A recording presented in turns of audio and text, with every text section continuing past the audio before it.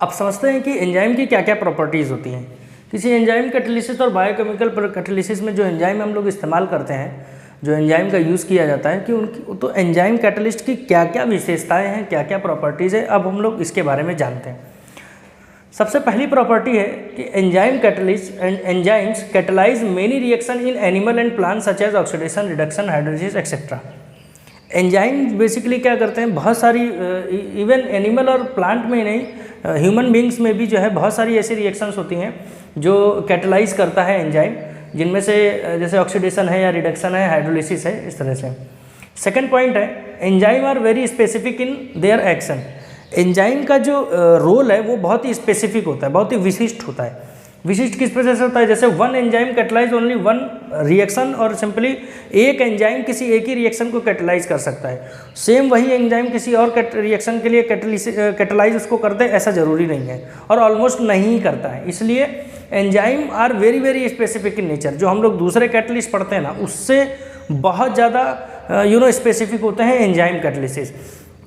आप ऐसे भी समझ सकते हैं ना कि हमारी बॉडी में कितनी सारी एंजाइम कैटालिसिस की रिएक्शन होती हैं, लेकिन मान लीजिए कि जैसे हम लोगों ने इससे पहले वाले में अभी एक एग्जांपल पढ़ा था कि जो पेप्सिन है या जो ट्रिप्सिन है वो क्या कर रहे थे, बेसिकली प्रोटीन को जो है पेप्टाइड में बदल रहे थे और अमीनो एसिड में बदल रहे थे। तो अब जैसे पेप्सिन है जो प्रोटीन को पेप्टाइड में बदल रहा है ना, उसके अलावा ये काम कोई और दूसरा एंजाइम नहीं कर सकता। ऐसा नहीं होगा कि ट्रिप्सिन आके प्रोटीन को कन्वर्ट कर दे पेप्टाइड में, और पेप्सिन जो है इंटेस्टाइन में जाके जो है क्या कहते हैं प्रोटीन को क्या कर दे, किस में कन्वर्ट कर दे, जो है एमिनो एसिड में। तो ऐसा नहीं हो सकता। एक एंजाइम किसी एक ही केमिकल रिएक्शन के लिए, सिंपली जो बायोकेमिकल रिएक्शन हो रही है उसके लिए उसको कैटलाइज करेगा। Very small amount of enzyme can be highly efficient. किसी रिएक्शन में बेसिकली थोड़ा सा भी एंजाइम अगर हम मिला देते हैं तो वो बहुत ज़्यादा हाईली एफिशिएंट होता है, उतना हम काफ़ी होता है। Even enzymes increases the rate of reaction up to 10 to the power 20 times. इतना टाइम रिएक्शन के रेट को वो बढ़ा देता है। इतना तो नॉर्मल जो कैटलिस्ट इस्तेमाल होते हैं उससे भी नहीं बढ़ेगा, इसलिए ये बहुत ज़्यादा स्पेसिफिक हो गए। ये बहुत बड़ी वैल्यू है और वो बहुत तेज़ी से इंक्रीज़ कर देता है या मान लीजिए डिक्रीज़ कर देता है, वो जो भी मान लीजिए रोल होगा उसका, बट रेट पर जो असर है वो इतने टाइम तक बढ़ा देता है। ठीक, फेवरेबल टेम्परेचर जो होता है किसी भी एंजाइमेटिक रिएक्शन जो होती है या एंजाइम कैटलाइज रिएक्शन है, उसके लिए फेवरेबल टेम्परेचर नॉर्मली 25 डिग्री से 35 डिग्री सेल्सियस होता है। इसका आप ऐसे भी एग्जांपल समझ सकते हैं कि जैसे जब हम दूध से दही बनाते हैं, जब दही बनने की जो प्रक्रिया होती है ना, उसको हम क्या करते हैं, नॉर्मल टेम्परेचर में ही किचन में रख देते हैं। ऐसा नहीं होता है कि उसको जमने के लिए हम पहले ही फ्रिज में रख दें। अगर फ्रिज में रख देंगे तो वो फिर वो जो है कन्वर्ट नहीं होगा। या मान लीजिए बहुत ज़्यादा गर्म करके रख दें, मान लीजिए तो, या हाई टेम्परेचर में रख दें, 50-60 डिग्री का टेम्परेचर हो, तो भी वो दूध से दही नहीं बनेगा। इसलिए जो फेवरेबल टेम्परेचर है वो 25 डिग्री से 35 डिग्री सेल्सियस है। ठीक, आगे बढ़ते हैं।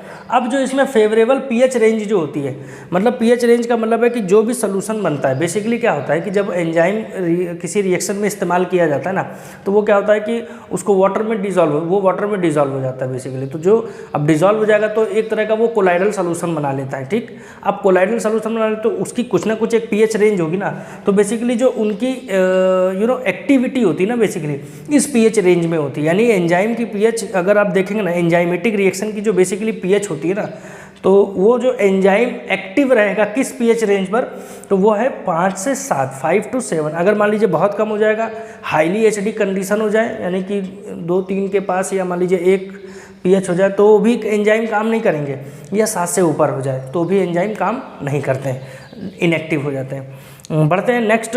इसके अलावा जो कंसंट्रेशन होती है वो भी बेसिकली 10 to 8% होती है। मान लीजिए जैसे उससे ज़्यादा हाईली कंसंट्रेट होगा तो भी एंजाइम जो है बहुत अच्छे से काम नहीं करता है, तो थोड़ा सा वो डाइल्यूट होना चाहिए। ठीक, अगला बढ़ते हैं। को enzyme increase the activity of enzyme. को एंजाइम जैसे हम लोगों ने कैटलिस्ट में पढ़ा था, उत्प्रेरक में पढ़ा था कि जो प्रमोटर्स होते हैं, जिन्हें हम वर्धक कहते हैं, वो बेसिकली क्या करते हैं, कैटलिस्ट की एक्टिविटी को बढ़ा देते थे, उसकी जो कैटेलिटिक पावर है ना उसको इंक्रीज करने का काम करते थे। सिमिलरली ऐसा ही होगा एंजाइम वाले केस में। तो एंजाइम के लिए भी को एंजाइम क्या करते हैं, उस रिएक्शन में एंजाइम की एक्टिविटी को बढ़ाते हैं। ठीक, तो ऐसे कोएंजाइम को हम क्या कहते हैं, प्रोमोटर्स भी बोलते हैं। अब ये जो प्रोमोटर्स है ना बेसिकली वो दो टाइप के हो जाते हैं। अगर मान लीजिए कोई प्रोमोटर ऐसा है जो इनऑर्गेनिक मटेरियल है, इनऑर्गेनिक मटेरियल में जनरली क्या होता है, मेटल्स आयन आ जाएंगे, तो हम इन्हें एक्टिवेटर्स बोलते हैं। लेकिन अगर यही एंजाइम के लिए जो कोएंजाइम है अगर वो ऑर्गेनिक कंपाउंड है सच एज विटामिन, तो हम इसे कोएंजाइम बोलते हैं। ठीक, एक्टिवेटर बोलेंगे इनऑर्गेनिक अगर मटेरियल है, जैसे कि मान लीजिए जितने भी मेटल आयन है, एक्चुअली होता क्या है ना कि मेटल आयन क्या करता है कि जो एंजाइम होता है ना उससे एक थोड़ा सा एक अट्रैक्टिव बॉन्ड बना लेता है, थोड़ा वीक सा। सो अगर इनऑर्गेनिक मटेरियल यूज़ हो रहा है तो इसे हम क्या बोलेंगे, एक्टिवेटर्स। ठीक, एक्टिवेटर्स। और अगर ऑर्गेनिक कंपाउंड है सच एज वाइटामिन्स हो गया या विटामिन्स, जो भी प्रोनाउंसिएशन आप कर लीजिए, उसको हम कोएंजाइम बोलते हैं या सह एंजाइम बोलते हैं। ये एकदम वैसी चीज़ है जैसे हम लोगों ने कैटलिस्ट और उत्प्रेरक में पढ़ा था प्रमोटर और पॉइजन के लिए। सिमिलरली जैसे HCN है, H2S है, CH2 है, कार्बन डाइसल्फाइड, या हेवी मेटल आयन है जैसे मरकरी आयन है, सिल्वर आयन है, are poison for enzyme because they reduce the activity of enzyme. अगर इन सब्सटेंसेस का ड्यूरिंग द एंजाइमेटिक रिएक्शन, अगर हम उत्प्रेरक एक ऐसी रिएक्शन देख रहे हैं जिसमें जो उत्प्रेरक जो है एक एंजाइम को इस्तेमाल किया जा रहा है, तो उस उत्प्रेरित रिएक्शन में जो भी कैटलाइज्ड रिएक्शन है जिसमें एंजाइम का इस्तेमाल कर रहे हैं, उसमें जो एंजाइम के साथ साथ अगर ये इस्तेमाल हो गया या H2S इस्तेमाल कर लिया गया या CH2 या मान लीजिए हेवी मेटल आयन हो गए जैसे ये, तो इनकी प्रेजेंस में क्या होता है ना, जो एंजाइम की एक्टिविटी है ना वो रिड्यूस हो जाती है, वो कम हो जाती है, वो घटने लगती है। इसलिए हम इन ऐसे सब्सटेंसेस को क्या बोलते हैं, ऐसे सब्सटेंसेस को बेसिकली क्या बोलते हैं हम लोग, पॉइजन बोलते हैं, आर पॉइजन फॉर एंजाइमेटिक। फिर नेक्स्ट एग्जांपल इसमें क्या है, enzyme catalysis is a heterogeneous catalysis. Enzyme catalysis basically एक हेट्रोजीनियस कैटालिसिस है जिसमें हमने आपको इससे पहले होमोजीनियस कैटालिसिस और हेट्रोजीनियस कैटालिसिस बताया था, जिसमें जो रिएक्टेंट और जो कैटालिस्ट होता है उसकी स्टेट जो होती है वो अलग अलग होती है।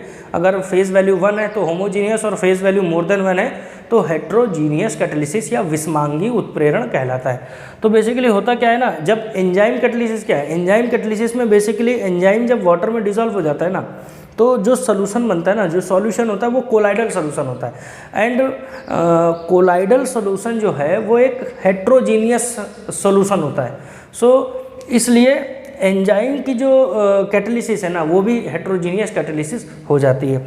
साथ ही इसमें लिखा है आगे क्या कि enzyme dissolve in water to form colloidal solution. क्यों हेट्रोजीनियस कैटालिसिस है, because enzyme dissolve in water to form colloidal state. तो वो एक तरह की कोलाइडल स्टेट बना लेता है या कोलाइडल सोल्यूशन बना लेता है जो कि एक हेट्रोजीनियस सोल्यूशन होता है। So that's why I am telling that what enzyme catalysis is a heterogeneous catalysis या विस्मांगी उत्प्रेरण कहलाता है।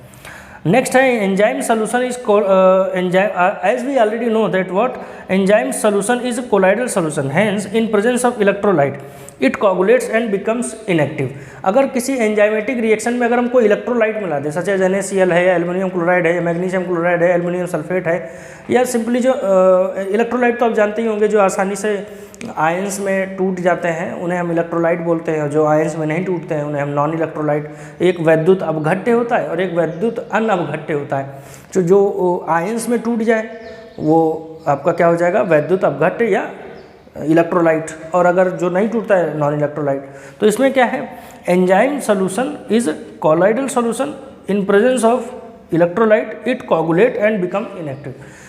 एंजाइम कैटालिसिस में बेसिकली अगर हमने कोई एंजाइम कैटालिटिक रिएक्शन में अगर हमने कोई बाद में अगर इस्तेमाल कर लिया है क्या चीज़ आपका बोले तो इलेक्ट्रोलाइट, अब वो इलेक्ट्रोलाइट क्या करेगा, एंजाइम को क्या कर देता है, कोगुलेट कर देता है। कोगुलेट करने का मतलब है प्रेसिपिटेट बना देना, अवक्षेप बना देना, अवक्षेपण कर देना, स्कंदन कर देना, जिसको हम एक तरह से क्या बोलते हैं कि जो कोलाइडल सोल्यूशन होता है ना वो कोगुलेट होकर क्या करता है, सस्पेंशन बना लेता है, सेटल डाउन हो जाएगा जो भी कॉरस्पॉन्डिंग सोल्यूशन होगा उसमें। तो इसलिए हम लोग क्या करते हैं, यूज़ नहीं करते हैं बेसिकली। जब भी कभी एंजाइमेटिक रिएक्शन होती है तो उसमें हम लोग इन सब चीज़ों का ध्यान रखते हैं कि कहीं ऐसे सब्सटेंस ना ऐड हो जाए कहीं, या मान लीजिए इलेक्ट्रोलाइट ना हो जाए। इवन हाई टेम्परेचर हो जाता है तो भी एंजाइम जो है इनएक्टिव हो जाता है, उसकी जो एक्टिविटी है ना वो बहुत डिस्टर्ब हो जाती है। साथ ही साथ मान लीजिए जो आपके अल्ट्रा वायलेट रेज होती हैं उसकी प्रेजेंस में भी जो है जो एंजाइमेटिक जो कैटेलिटिक रिएक्शन होती है ना उसमें एंजाइम पर असर पड़ जाता है, अगर मान लीजिए उसमें अगर अल्ट्रा वायलेट रेज का इस्तेमाल होता है या एनर्जी का इस्तेमाल होता है। सो दैट्स वाई ये कुछ प्रॉपर्टीज़ थी एंजाइम के बारे में।